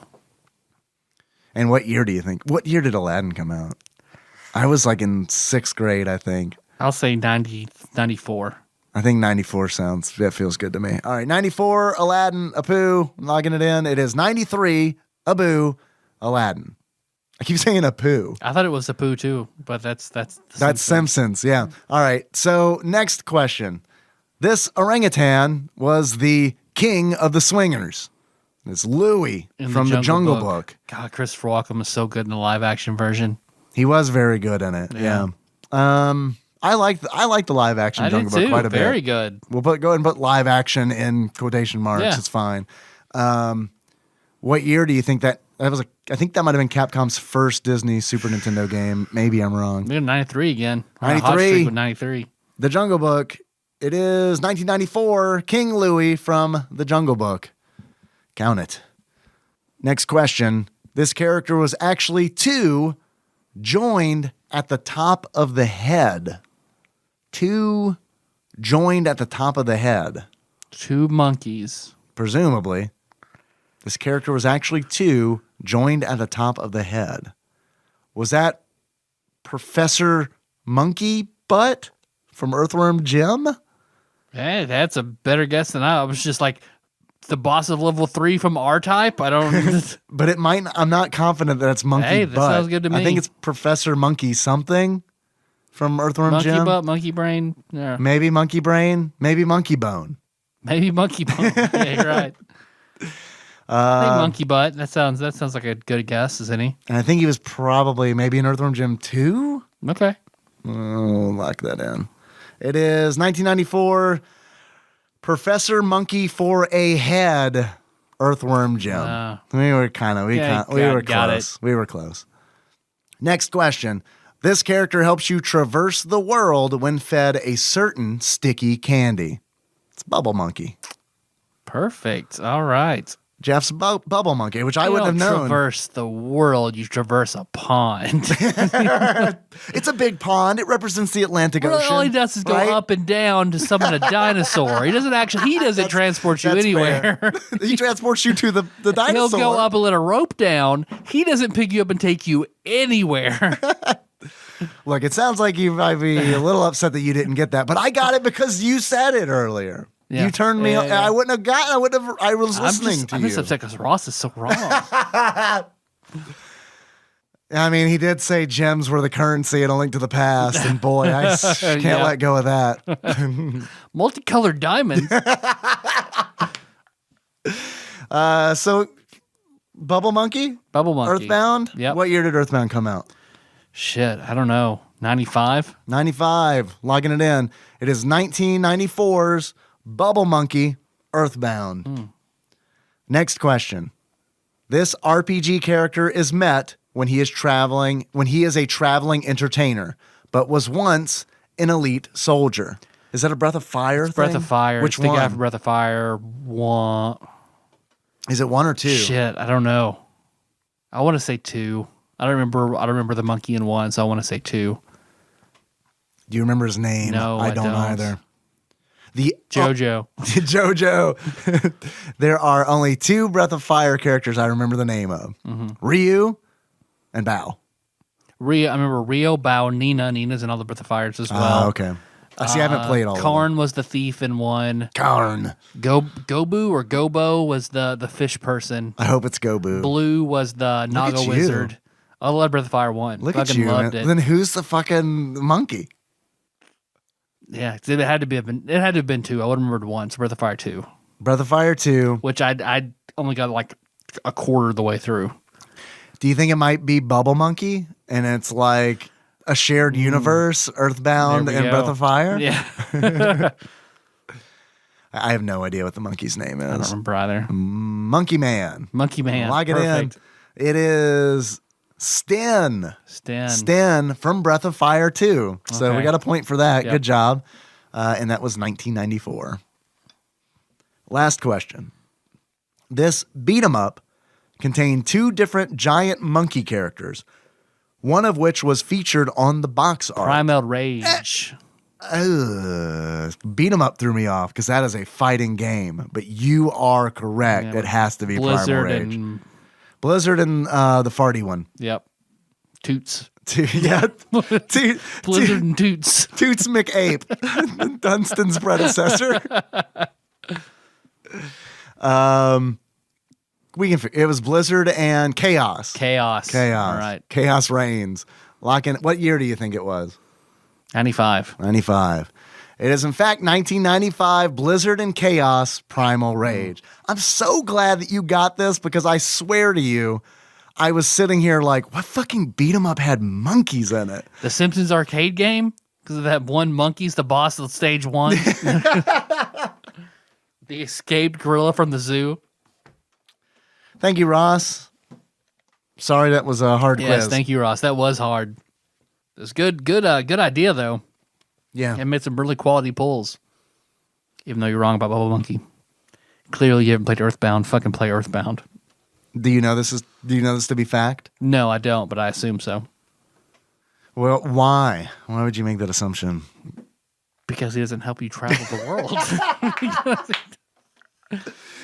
All right, he goes up and down by himself. Well, how do you move around the world if you do not move up and down? I'm just saying the Bubble Monkey helps you, like, you travel the world would mean, like, all right, well, I'm going to blow this bubble. You can fucking get on my back, Jeff. We're going to go around the world. We're going to travel. Around the world in 80 monkey days. Now, I'll use this bubble to summon dinosaurs and let ropes down. Buy this pack of bubblegum for $1 because all you can afford because you don't have an ATM card. Winters is very expensive. Yeah, well, I mean, it's Britain. That's even your neck of the woods, Ross. All right. Would you like to, what do you want to do? Oh, I'm going to drag this bat out over here is what I think I Oh, should this do. batter up Yeah. from Quizmaster Matt But what I've Cowan? been doing wrong, I'm going to plug it in. You're going to plug it I'm gonna in? plug it in. You feel like you've done it wrong? I feel like you did Yeah, it right. I need to plug we got it a in. good fucking game that we That's just true. talked about. Oh, you're right. Okay. Unplug it. All right, I'll unplug it. Put my head, put one end on the ground, one end, my forehead to it, spin in a circle, point my no hole in random directions, the prayer we all love to say. Beep-toop, boop-toop, beep-toop, boop-toop, beep-toop, boop-toop, beep-toop, boop-toop, boop, boop, boop. No whammies, no whammies, no whammies. Stop. So this list is 725 games, and we have landed on 707. Shit, that is way the fuck down there. It is. A new one? We have not done this one. It is not Wizardry 5. 707. Was it a Wise game? It is Like YS? a Yeez. Is that how you say that? I believe so. I'm not positive. I've never played any of the Yeez games. Neither have I. No, it is a W. It is a W game. Wally? I'll give you the first word. All right. World. World of Goo is not on this list, so World... I'll give you the second word if you want it, but it's going to make you sad. Okay. League. World League Soccer. World League Soccer, Yeah. 707. Been a minute since we've done a soccer game. It has. Feels pretty bad to be... Okay, so... None of the listeners are going to go way the fuck down next week for our episodes. I don't even look at the number of listens anymore. I have no idea. I just assume they've been on a downward spiral for at least 3 years. I don't know. World League Soccer. World League Soccer. We've already talked about Ladybugs. I don't know. What are there other soccer movies? Shit. Are there? What are some other soccer movies that I have been in, like Beckham? Or some of the good 80s soccer movies? There's that. Dunstan checks in. Dunstan checks in. Air Bud? Is there an Air Bud soccer movie? I bet there is. There's that Will Ferrell kicking and screaming movie. Oh, you're right. Mm-hmm. All right. Well, let's pick one. let's find something soccer related from the 80s. Let's pick one. So on the Twitch channel, I got an email from Twitch saying, "Hey, You can do an Amazon Prime watch party now. So if it is on Amazon Prime, you can stream it to Twitch, and as long as the viewers have Amazon Prime, there's a catch, and that's the catch. The viewers also have to have Amazon Prime. You can do a watch party. So I think whatever soccer movie is on Amazon Prime, instead of playing World League Soccer on Sunday night for TADPOG Church, man, because I don't want to play it. Man, I'm with you. I'll just do a soccer movie. I think that's a good idea. I'm fucking with you. Oh, not only is that good, that is damn near brilliant. Fucking World League Soccer. Dude. Oh, I have an idea. Let me see if it's a thing. All right. Spanky's quest is the succulent meat between two stale pieces of bread, which are Madden and World League Soccer. Oh, I was hoping, but I don't see it, that there was a dwarf soccer movie. Dwarf. Yeah. He's mainly a golf guy, right? How many golf... There's a lot of dwarf movies. There's a lot. Like movies, like feature-length films, or are they like... I just assume they were all shorts. I don't know. I've never really seen... I just remember the commercials that would air during Charles in Charge. Let's see. So here are... I Googled 80s soccer movies. Okay. So, of course, Ladybugs, Escape to Victory, Gregory's Girl, Johnny Be Good. Johnny Be Good? Lucas is football, so I'm getting some football in here. The Sandlot is not a soccer movie. The Sandlot? A League of Their Own, also not a soccer movie. You remember that famous James Earl Jones line? Football. Let's see. No, I don't want to think in 2017. Give me an old soccer movie. Bend It Like Beckham is 2002. Older. I never saw Bend It Like Beckham. Neither have I. I've heard it's good. You just want to watch Ladybugs again? That might be pretty good. That might work. Is there Ladybugs too? It's been a long time since I've heard Rodney Dangerfield say, "It's so tight." We're talking about fucking Jonathan Brandis. They're both dead now. Like all the animals. Like all the pets in like the all the movies. pets Like in your favorite Airbud. movies. All the stars of Ladybugs are dead. And they're except buried. Jack Hay. They're buried in the same cemetery. Yeah, is Jack Hay still around? I'm sure she is. Is she in another soccer movie? That'd be great if she were the bow that tied every soccer movie together. Now, there does not appear to be a Ladybugs 2, but you can watch Ladybugs on Prime Video. But weirdly, there's a Ladybugs 3. There's an article on Bustle. I watched 1992's Ladybugs as an adult and was pretty shocked by its sexism. Yeah.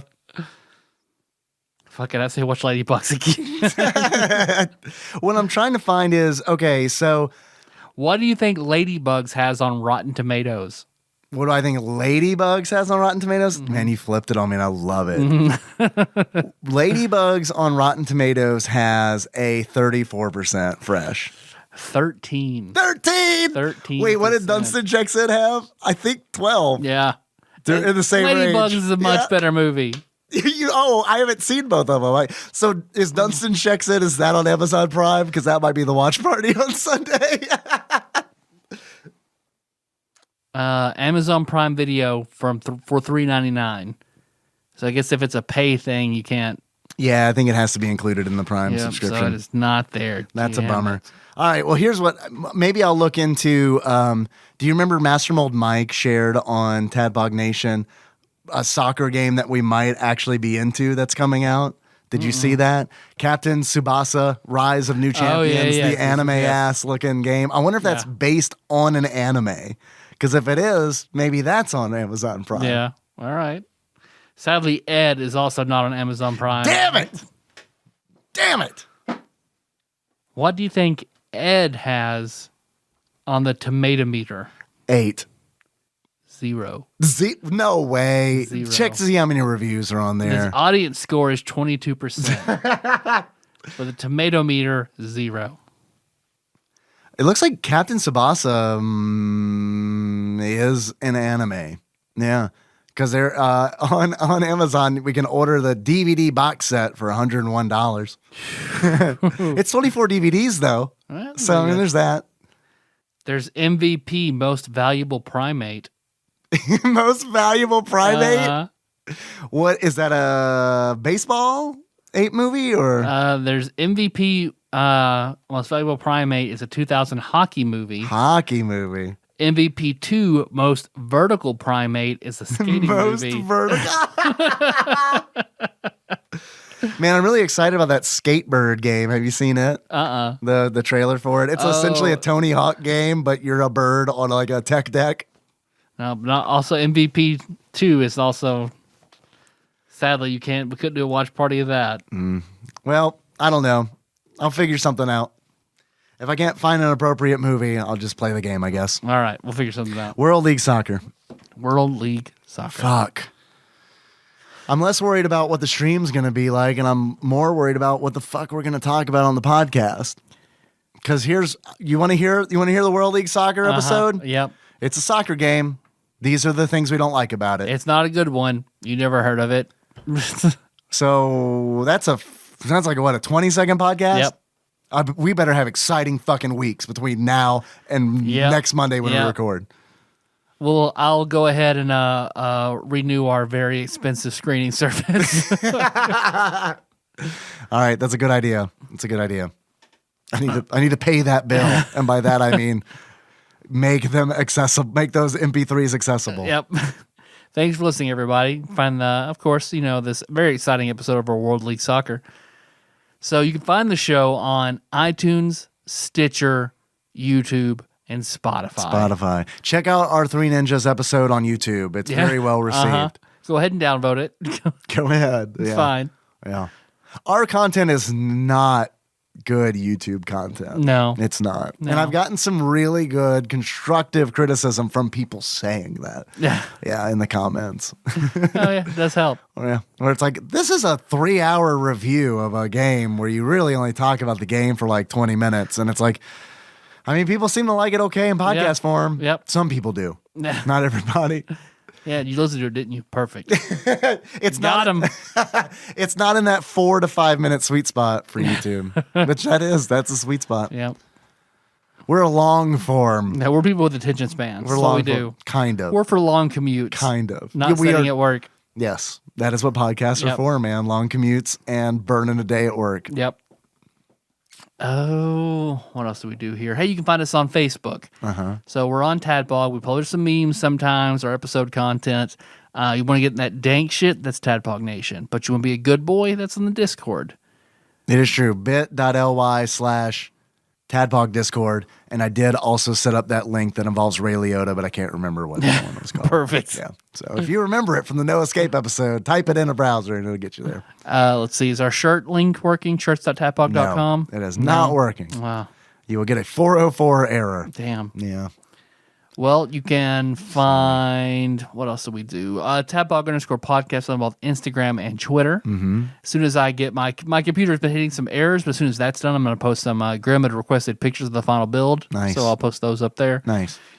As well as the pictures of the miniatures that Ross made us. I've been promising that for a while. I've got the pictures. I just need to actually go ahead and put them up. And then, most importantly, we got that Patreon. Yep. We got a Patreon. If you enjoyed this, by some miracle, you can give us money, believe it or not, on patreon.com. We won't turn it down. No, we won't turn it down. I'm not sure where I last left off. So let's see. Jonathan Martinez, thank you. Jeffrey Cross, thank you. Joseph Phillips, holy shit, thank you. Jeff Miners, holy shit as well. Thank you very much. Cthusiast Jeff. We need to get titles going. We need to get titles going for the Phillips brothers. Yep. We need to get we got to get to work, man. We got to get to work. You are correct. You are correct, good sir.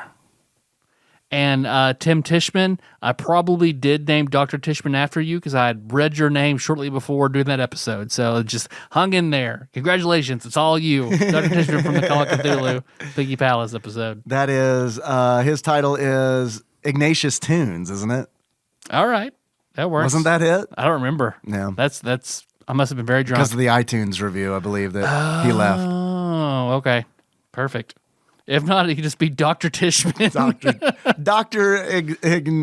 Ignatius. I grant you a TADPOG doctorate. It's very rare. Da, da, da, da, da, da, da, da. You did it. Yeah. It only cost you a few dollars a month. Yeah. I don't know how many actually, basically. because I don't have it in front of me. But And we do have some executive producers. we do. This episode was executive produced by the following very generous people: Coronavirus Savior Cubicle Monkey, Chicks W. Dixon, which, by the way, Chicks W. Dixon, thank you for the freelance graphic design work. He had me make some YouTube channel art for him, which was a lot of fun to work on. If you want me to work on anything, hit me up and let me know. I'll give you my rates. You'll probably be like, fuck that. But maybe you'll be like Chicks W. Dixon and be like, okay. Also, this episode was executive produced by Zeus Laser, Zeus is Loose, Zeus the Goose, Usurper Grimm, God Emperor Alex Pena, Joseph Phillips, title impending, Cousin David Galino, Laud Mulaney Dennis, Chase Coburn, title pending, Cody Phillips, title pending, Cthusiast Jeff, Platinum member Brett Miller, The Eightfold Daniel Abernathy, Big Dick Pie Baker Chris Vaughn, Magical Sleeper, Jeff Cross, title pending. That has to be like a Chrono Cross. We got to do something. We got something. Good. Or Chris Cross, Jeff Chris Cross. Chris Cross something. applesauce. Jeff make you want jump. Master Psycho. All of that. All of it. That's the full title. Master Psycho Baron, Kevin Link, Drink Smith, Joey Webster, executive producer, Dig Dougie, Pinball Archmage, Chris Edler, and Sandwich Pope, Phil Hawkins. Yeah. Thank you all very much. Hell yes. Those are people who donated the $20 a month and above. And it is very, very much appreciated. Extremely, yes. And it is very helpful. Thank you. Our theme song is Move. That's More Drive. We'll do that track. You can find the show at tadpog.com. Dave, how you want to close this one out? I don't care who you close it out as, but I'm going to close it out as Mojo Jojo. So All right. That sounds pretty good. if you also want to do Mojo Jojo, that's fine. If you want to do Dunstan, that's cool too. If you want to do Sassy, the Himalayan cat, I got an idea. that's good. Okay. All right. So until next time. Tropical. Capricorn. Capricorn. You were Appley. Him. You were him. Yeah. All right. They have the same voice actor. That's true. Appley and him. Appley and him.